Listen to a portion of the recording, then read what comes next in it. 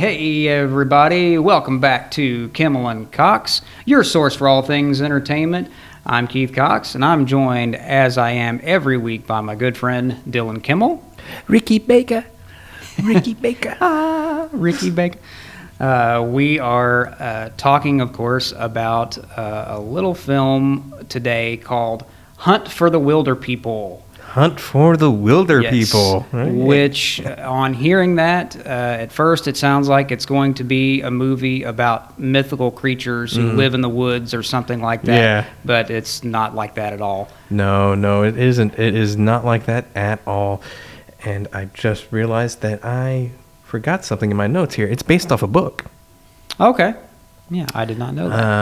And I've forgotten the title of it.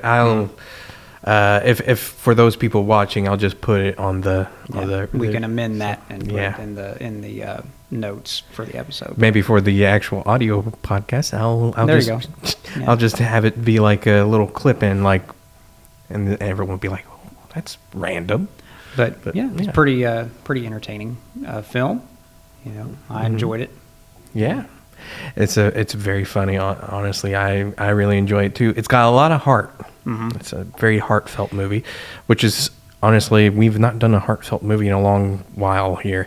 No, we tend to get into either comedy or dark comedy or action, or suspense, drama. You know, we kind of get into a little bit of the heavier things. Sometimes.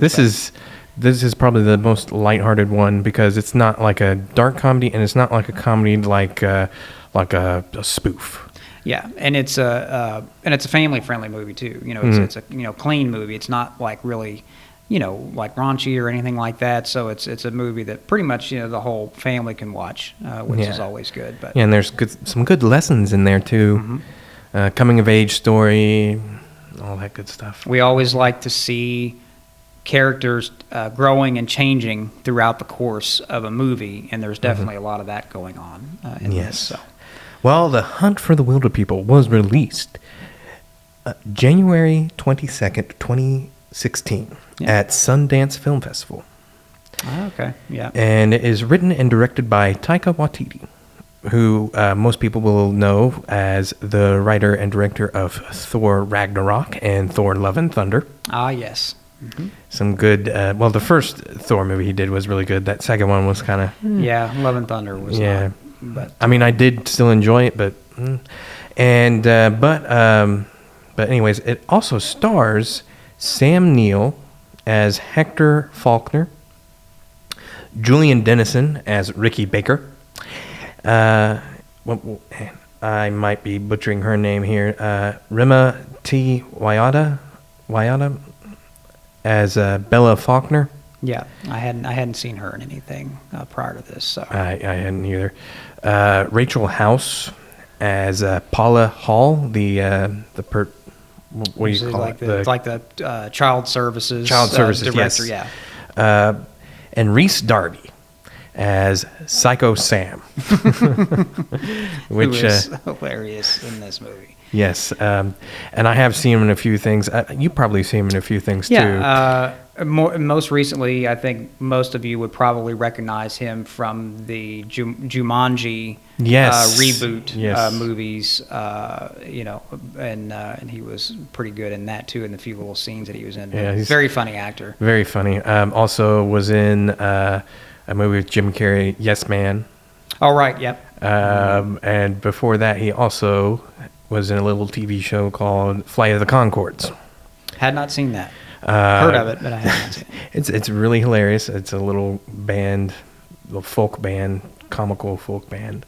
But anyways, to this movie, actually, that's probably how he met Taika Waititi. Well, not to mention that they're from New Zealand, so yeah. And actually, there's a huge cast here of New Zealanders, honestly, because it's a New Zealand-based movie. And well, I mean, how'd you feel about this movie? Like when you were first watching it, like what were your expectations going into it? I guess I didn't really have any expectations because I had not actually had not even heard of the movie prior to your suggesting that we cover it on the podcast.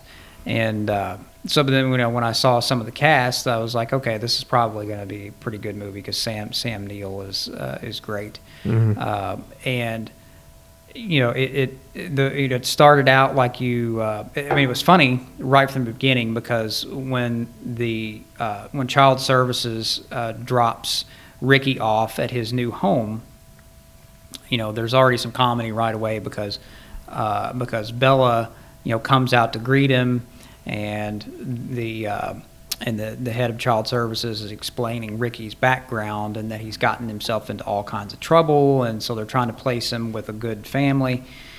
And Bella immediately, she's kind of hard on him. Like, she gives him a lot of crap, about his weight and everything, because he's overweight, for a kid. And so she's cracking jokes about him, whatever. It's like, she's like, are you hungry? Of course you are. Look at you, and then she just starts cackling, and I'm like, wow, that's really harsh, But right away you can see that she develops an attachment and has compassion for Ricky, and tries to make him comfortable and tries to make him feel special, and her husband Hector. He doesn't want any of it. Which is Sam Neill's character. Yeah. He's a very macho, manly man, rugged sort of guy. He hunts for all of their food. He comes in there with what is it? It was a boar, wasn't it? I think it was a boar. Yeah.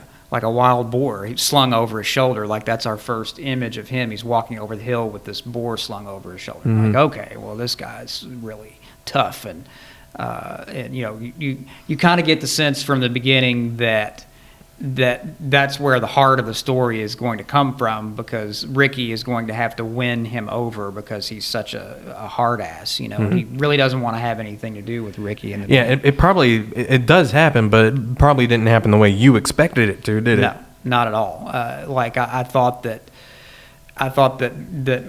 Bella and her affection for Ricky would sort of win over her husband, and it didn't quite happen that way at all. It's and this is one of my many attributes that I love. This is, I forgot how I was going to word it. It went right out the window. That's all right. Expectations, subvert expectations. We always talk about that. It's great when a movie subverts your expectations, and so basically, what ends up happening is probably about maybe midway through the movie, maybe a little bit earlier. Yeah, I think it was 20 minutes in, maybe. The unexpected twist happens when Bella dies. And so you're like, oh, holy crap. You thought she was going to be a relevant character throughout the whole movie, but then you realize this needed to happen because her passing forced Hector and Ricky they had to survive on their own, and so they had to become close to each other. And in an interesting way, they both kind of try and run away from home because the hardship of all that and everything like that. I'd say Ricky Baker was... not happy. He ended up being not happy because now he's going to be stuck with Hector, so he's going to try and run away, and even burns down the barns. They're going to expect this little stuffed thing to be me. Yeah, because there's no. He makes a dummy of himself and puts it in the barn and sets fire to it. He doesn't even think about DNA or nothing like that, does he? No. But then the whole barn goes up in flames, and so he kind of screws himself there. Yeah. But he and Hector end up basically, kind of living out in the wilderness and surviving, living off the land and hunting. And at one point, he ends up breaking his leg, and Hector breaks his leg. He falls and breaks his leg. And Ricky kind of has to help sort of, nurse him back to health, and that leads to a very leads to a funny very scene, funny scene yeah. later because Child Services end up looking for Ricky. They send out this search party, this manhunt, and I guess they think that Hector has like kidnapped him or something, and so there's a really hilarious scene later on when these hunters find them, and because they find this like cabin or whatever out in the middle of the woods, and they're staying there, and these hunters come up on them, and then they start talking to Ricky, and Ricky's explaining everything that they've been through, and he's like yeah, he said Hector broke his leg, and he made me do things for him. What sort of things? And he's like, it was really hard at first, but I got used to it. I mean, it was so difficult because my hands were so soft and everything. And I would often ask him if he would like to play with me, but he would tell me that I should play with myself. And so it just keeps getting worse. Like he's not realizing what he's saying, and that everything that he's saying sounds sexual. And so suddenly they're looking at Hector like he's some kind of a sexual predator or a pedophile or something like that. And he just like the more that Ricky opens his mouth, it just makes the situation worse. Just shut up. Like, yes, and the boy can't read all that well either, because there's the wanted poster there, and he's like, okay, so it says here that you're Caucasian. Well, He's they like, got well, that's that wrong. not right. You're because you're white. Yeah. Caucasian. But Hector, we find out that Hector can't read. Oh, like yes. He can't read. No. Like That's Ricky Baker can read, but Hector actually can't read at all. Yeah, he can't read at all. So yeah, just even simple things like later on we find that out when because Hector has a dog named Zag, who ends up dying later in the film, gets killed by a huge wild boar, and they bury him, and Ricky writes his name on some rocks, and then Hector asks him, he's like, "What's that say?" And he says Zag, and he's like, "Oh, well, that's perfect then." It's like he didn't even know what it said. But yeah, there was a lot of heartwarming moments throughout the film as you see their relationship change, and Hector comes to respect Ricky even though he's a kid, because Ricky actually learns, like he becomes actually really good with a gun. Like he's almost like a sharpshooter, and he starts out with target practice, shooting at bottles and things, but he gets really good and he becomes an accomplished hunter. And so maybe Hector sees a little bit of himself in Ricky, and so they kind of bond, in that way. But he does have Ricky tends to be have this idea of wanting to be a gangster. Yeah. And Hector continuously tells him he's like you're not a gangster, and it's just. What was it? There's a car chase at the end of the movie. He's like, "Yeah, we're so gangster now." It's just like, great car chase, by the way, too. A lot of, again, you'll hear me say it over and over again, but not only do I love a good car chase, but if they do everything practically, that wins me over. And there was no CGI. There were stunts. I love the bit where there's like a farmer or something that's like walking along the road or standing like in the middle of the road or something, and then there's a shot like behind him where they jump the truck like over the road or whatever. Just goes goes flying behind. It was very Dukes of Hazzard. Yeah, it was kind of a Dukes of Hazzard sort of moment there. And there's like there's one of the bad guys that's like chasing him or whatever, like flips their van, and so there's some stunts and everything in there that was pretty good. So I enjoyed that. I mean, they get that vehicle from, it was Psycho Sam, wasn't it? That they got that vehicle from. Yeah. Psycho Sam is, well, he is kind of psycho, isn't he? Yeah. Psycho Sam is this guy that just sort of wanders around in the woods, and you know he's not all there. He's like a conspiracy theorist type of guy, survivalist, I guess. But he's a shitty survivalist because he doesn't have any of the things that he says he has an underground bunker, and then he they open it up and he's like, oh, I haven't dug it yet. I haven't dug it yet. He doesn't have any supplies or anything that would, and he's one of those people that believes that if you wear like those, he's had kind of one of those like colander things, the like metal colanders or whatever. He's like, here, put these on your head. It'll block the government from being able to track you. Like he's one of those kind of extremists. But I love that character so much. That's a hilarious character. And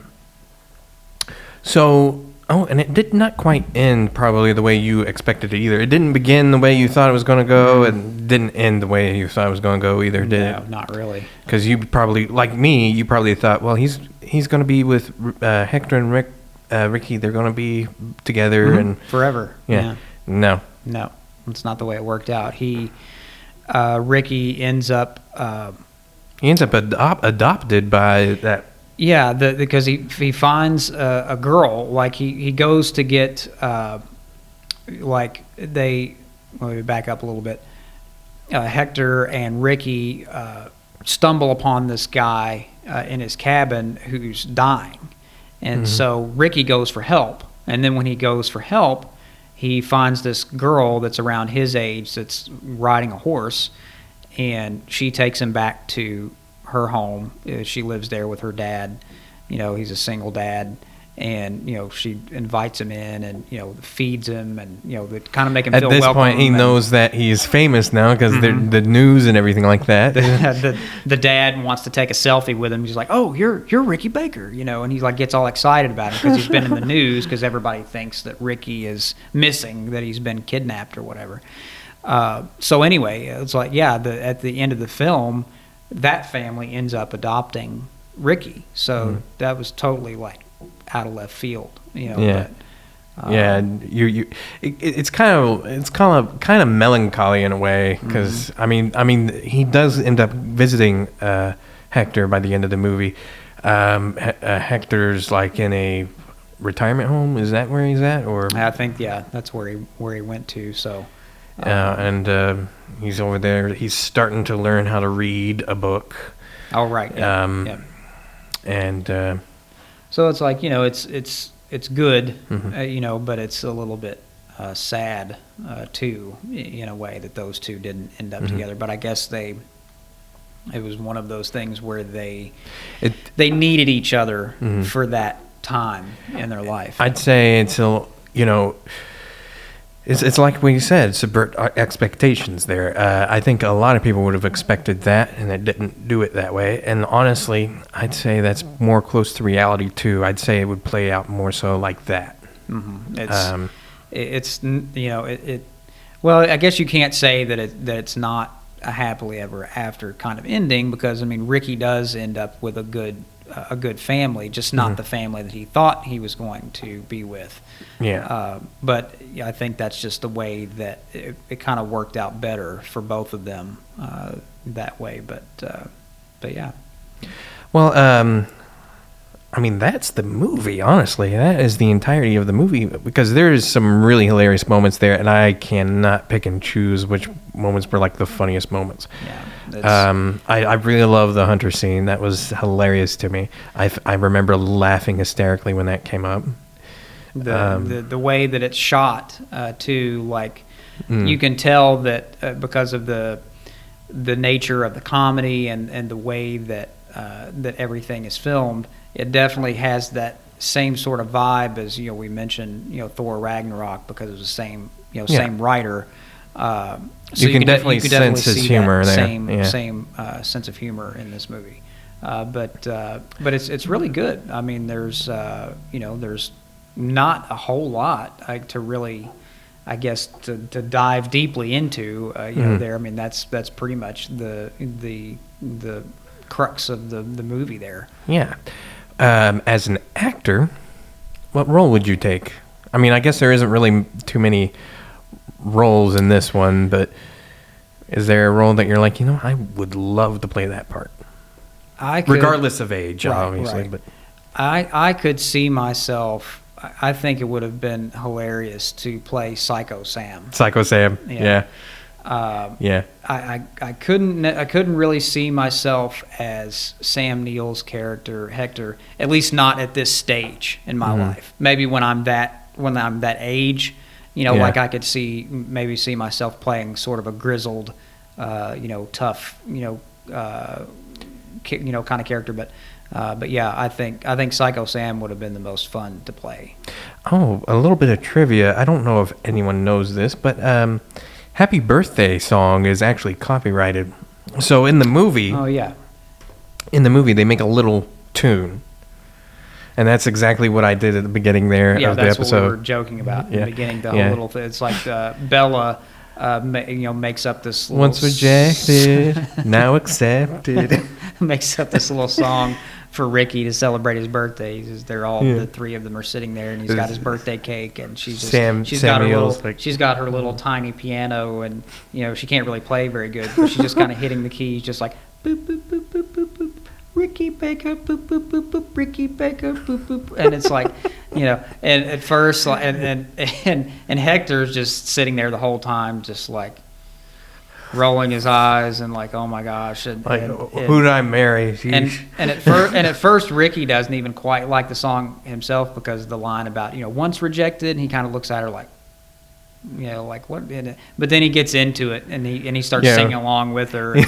It's kind of it's like a cute little funny moment there. But yeah, I didn't know that. I didn't know that the Happy Birthday song was actually copyrighted. So anyone who's actually singing Happy Birthday today, you're gonna get sued. So don't record that. Don't put it. Yeah, don't put it. If you're gonna do it, don't make it. Well, watch me sing Happy Birthday. You'll see that we got a copyright flag because we end up singing Happy Birthday. I wonder who it was. I wonder who it was that actually wrote that simple little song. Yeah, it's so funny that's copyrighted. Yeah. I just find that fact so fascinating. It's just the simplest little thing, and people have been singing it for years and years. It's and yet it made like one of the most hilarious scenes in this movie too, because they couldn't get the rights to actually sing Happy Birthday. Crazy. But as a writer director myself, I don't know what I would do with this movie, honestly. I mean, it's got Taika Waititi's handprints all over it. And like we mentioned, it's based off a book. And from what I read, the book, like the first few drafts, like Taika Waititi started writing this back in 2006. Oh, wow. So 10 years from the time. 10 years. And it took him 10 years to make it. And the first draft, from what I read, was far closer to the book. But as the book, as he got further along, he ended up just making his own spin on the same plot and everything like that. So very loosely based off of the book, which I find that Taika Waititi is kind of like that, honestly, because he made another movie called Jojo Rabbit, which is also based off a book that he did not finish. He didn't finish the book.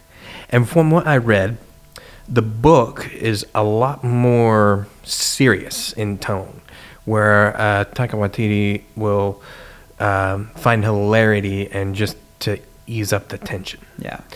And I don't know what it is, but I guess I love movies that do that because they're saying something important, but also making you laugh too at the same time. And I find that those have the more impact. I find that they're more memorable because you're going back into your memory banks and you're thinking, well, this is what I took away from that movie.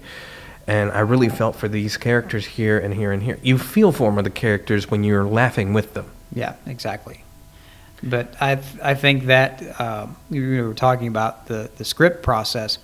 That is the big difference between independent filmmaking and making like a studio film is just the process that you go through. Oh, yes. Because like with us, I feel like, we can we can crank out a script, and within a few months, we're already shooting it. But when you start dealing with like Hollywood and big studio films, it's amazing to me the development process and how sometimes that can happen, where you'll have a script that's sitting around, and it doesn't actually come to fruition until many years later, because you have to shop it around to different people, and I'd have to maybe some people might be a little bit confused here. This is labeled an independent movie, but it's not an independent movie. It's an indie Hollywood movie. Yeah. So there is a huge difference there. Probably still considered low budget by Hollywood standards, but it's still Hollywood. But there's production. There's still production. There's still a big production money there that me and you cannot afford. Right, exactly. We cannot do that, car chase. No. As much as we'd like to. I would love to do that. I would love to do a movie. We'll just get a few cars. And hopefully people will have insurance because they're going to be wrecked. Yeah. And it might bump up the insurance money a little bit there too. So I don't know that we'd be able to do that. Yeah, we just start slow. Start small. And I would say if I were to act in this movie, I would also try and do the Psycho Sam. I like Psycho Sam too. But then again, I don't know. I feel like I'd want to play Ricky Baker if I were younger. Yeah. That would be fun too. Yeah. If I was that age, but honestly, I feel like Psycho Sam is like the most hilarious character in that. Very often those characters that they're not one of the main characters. They're just like a supporting character, maybe only in a few scenes, but they end up stealing in the movie. Yeah. Well, I don't know what else to say about this movie. Do you? I think that's pretty much gonna wrap it up for this one. So you can check out Hunt for the Wilderpeople. I know you can stream it on Netflix and Prime Video, and there's a bunch of other places. But you could probably find it on almost every streaming. But it's free. Free on Netflix. So that probably would be the best place to catch it. Before we go, as always, we just want to remind everybody to subscribe, like, and share to our YouTube channel, because that's going to help us out tremendously. And you can also check us out on our socials. We're on all of the major social media platforms, and it's a good way for you to get in on the conversation too. Be sure to leave your comments, questions. If there's anything in particular that you would like to hear us talk about on the podcast, then reach out to us. Let us know what you think of this episode. Let us know what you think of the podcast in general. We want to hear from you. Give us some feedback. Yeah, absolutely, good or bad. We really don't. We just any feedback is good. Critique this. And if there's things you feel like that we can improve on, like hey, I think it would be really great if you guys did this, or have you ever considered doing this? And we're open to suggestions, because this is still new for us. I mean, we're nearing the end of our first season already. And it's hard to believe it's already gone by this fast. We only have a few episodes. I think we only have like 5 episodes left. I feel like we've improved a little bit here and there, but there's always room for improvement. Yeah. So definitely, let us know what we can do there, what you guys would like to see. And you can also reach out to us on our official podcast email, kimmellandcox@gmail.com. And also, please be sure to check out our Patreon page. Absolutely, yeah. Lots of cool stuff on there. That's a way that you can get involved and actually contribute to the podcast, and can help us out with things like production costs, and hopefully by season 2 we hope to have at least a semi-permanent recording space, because for those who don't know, up to this point we have been recording at the Lexington Public Library. Most of them have been here at the downtown branch. There was a couple of others that we did, I think, at the east side branch, but it's just easier that way because the space is free to use. as opposed to having to rent a space or whatever. And so it's just more economical for us. And it's a pretty good location, but we want to have something that is just our space where we probably can a little bit more controlled and everything, because of course we do get some background noise here. There's sirens going, and I'm sure that's distracting a little bit. And we just want to be able to deck the place out with things that really speak to us. Tell people what we're about. Yeah. Like, when you see it, they'll be like, okay, I know, I can identify with these guys. I know what they're into, and again, it's about control, because doing it this way, we have to set up our equipment each and every time we come in. So if you notice that, like, the camera angles and stuff like that are not consistent from week to week, that's because we're literally having to set everything up from scratch each week. There's been a few angles where I'm like, that's perfect if I could just get it that way again. Every single time.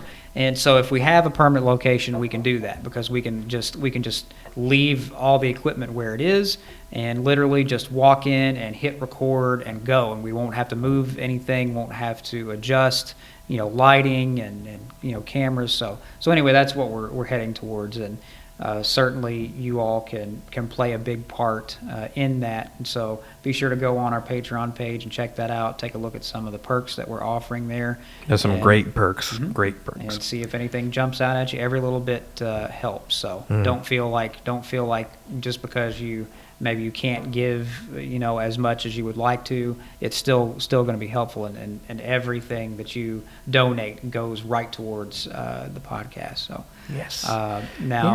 Now next week, oh my gosh, I'm so excited for next week. You have no idea how much I have been looking forward to talking about this beloved movie franchise. This is one of your highest, I would say, top 5, top 3. Definitely top 5. I would actually put it probably. I group, when you talk about franchise movies, I group all of them together. So if it's a franchise, then So if you're talking about top 10, I would say this is probably number 2 for me. This is probably number 2 in my favorite movies of all time.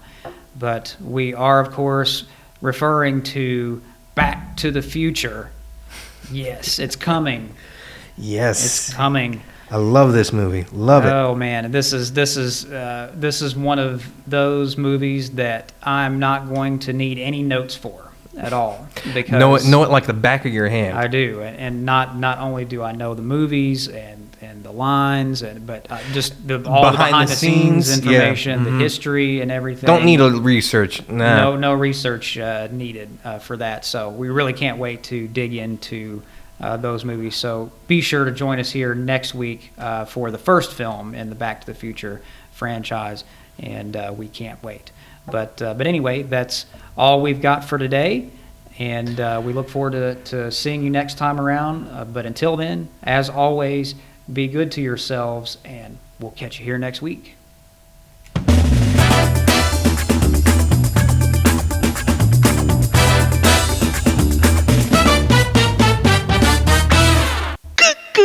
You dipstick.